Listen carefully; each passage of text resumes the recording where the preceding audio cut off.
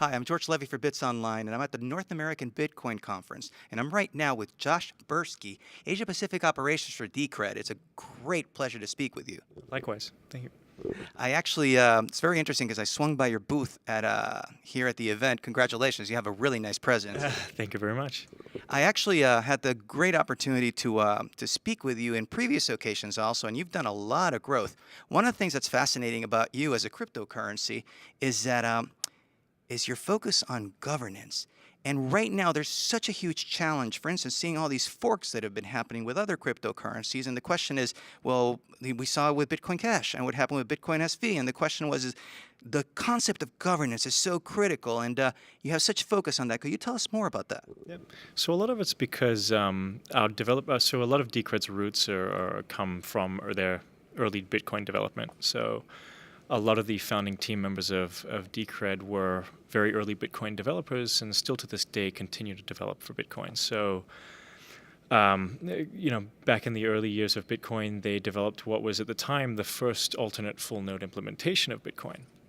And I think, as with any open source project, particularly in the decentralized realm, inevitably you're sort of going to have contentious issues that arise, and then you've got to try and figure out a way to achieve, dispute resolution, right? So a lot of the early foresight came from the fact that the early Decred developers were experiencing these problems on a day-to-day basis, right? So it wasn't really a problem that they saw it and they thought, okay, this is a problem that might arise.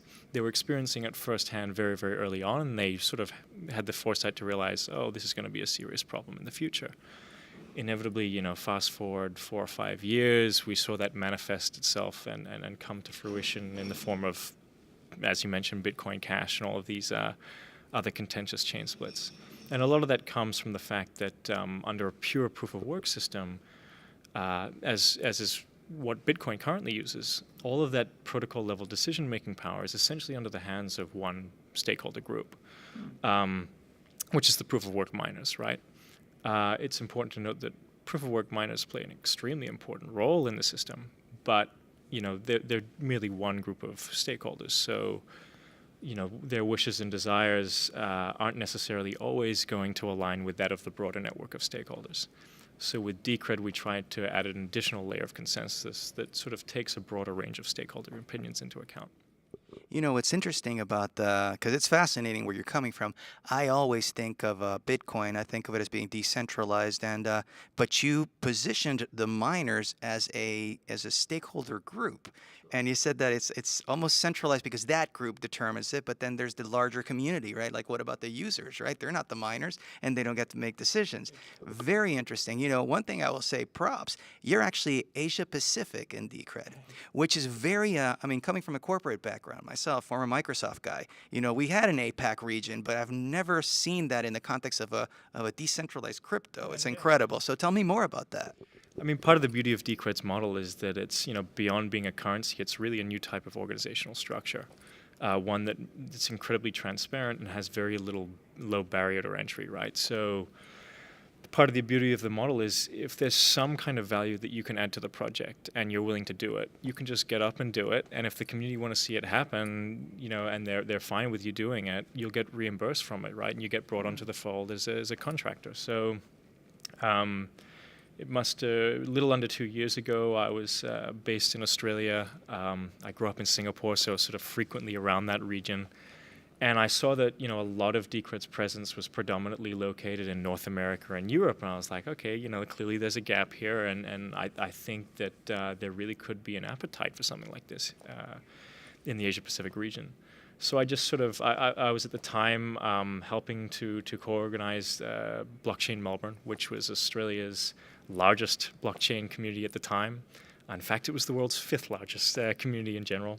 Cool. And I just started running Decred meetups, trying to get people interested in it, trying to encourage developers to get involved. And then that kind of snowballed a little bit. And as I built trust amongst the community, they sort of felt a little bit more comfortable using the project's development funds to have me fly to places like Vietnam and Singapore and try and seed self-sustaining communities over there. So we've now sort of got a community slowly starting to sprout and grow in places like Ho Chi Minh City, Singapore, Jakarta, Indonesia, Melbourne, Sydney, all over the place. So it's sort of really exciting to see that happen. I'm very glad to hear that. One thing I wanted to, for our audience, how can people find out more about Decred if they actually want to be involved, want to learn more about your governance model, all the things, all these questions? Yeah. I mean, it depends on your learning style. Everything that you need to know is on the website. But personally, I find that a more conversational style is generally more effective to actually take in information. So with that being said, probably the best way, and the way that I learned personally, was jumping into the one of the many chat channels. So whether it be Slack, Discord, or Matrix chat, we actually have them all bridged. So if you send a message on one, it'll show up on the other. And that's where we have all of the discussion takes place virtually for the project. Hop in there, you'll see all the debates taking place. You'll see a lot of the project's operations get coordinated in there. It's a very, very transparent organization. Well, that's excellent to hear. Thank you so very much. I really appreciate the opportunity to speak with you. Absolute pleasure. Thank you very much. Thank you kindly. For Bitsonline, I'm George Levy. Thank you for watching.